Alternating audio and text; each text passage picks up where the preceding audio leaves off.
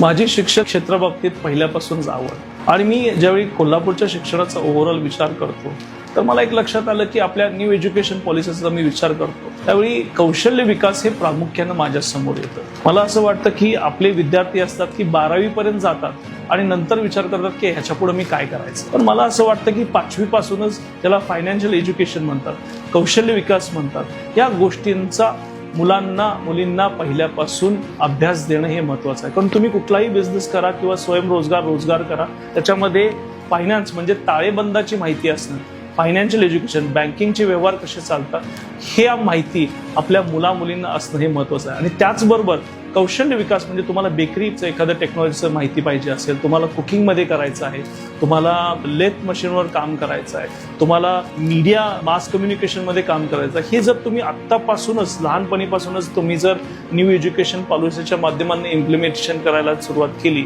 तर मला वाटतं या गोष्टी खूप महत्त्वाच्या आहेत। शेतीसुद्धा एक सर्व्हायवल स्किल आहे, ते प्रत्येकाला असणं माहिती असणं हे महत्त्वाचं आहे। त्यामुळे मला सर्व्हायवल स्किल्ससाठी लागणारे ज्या महत्त्वाच्या एज्युकेशन सिस्टीम आहेत त्याच्यामध्ये शेती आली, त्याच्यामध्ये कौशल्य विकास आला, त्याच्यामध्ये फायनान्शियल एज्युकेशन आलं, या गोष्टी माझ्या विद्यार्थ्यांपर्यंत पोहोचवण्याची जबाबदारी मी करेन।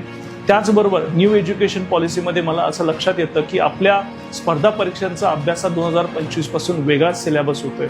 तर याच्यामध्ये आपल्याला महाराष्ट्रातल्या मुला किंवा कोल्हापुरातल्या मुलांना सक्सेसफुल व्हायचं असेल तर मला लोकसभेत आपल्या 5वी पासूनचा जो अभ्यासक्रम आहे त्याच्यामध्ये बदल घडवून आणणं हे महत्त्वाचं आहे। त्यामुळे आजपर्यंत आपण बघतो की बिहारमधलेच लोक IAS ऑफिसर लगेच कसे होतात, कारण त्यांना 5वी पासून त्याचं ट्रेनिंग दिलेलं असतं, त्या पद्धतीने माहिती दिलेली असते।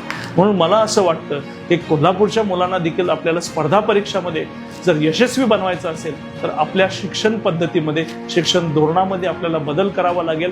त्यांना 12वी पर्यंत गेल्यानंतरच स्वतःचं घर, स्वतःचे आई वडील त्यांना स्वतःच्या पायावर उभा करून सांभाळता आलं पाहिजे, अशा पद्धतीचं व्यावहारिक शिक्षण त्यांना देऊन आपली तरुण पिढी स्वतःच्या पायावर उभं राहण्यासाठी मी नेहमीच प्रयत्नशील राहिलोय।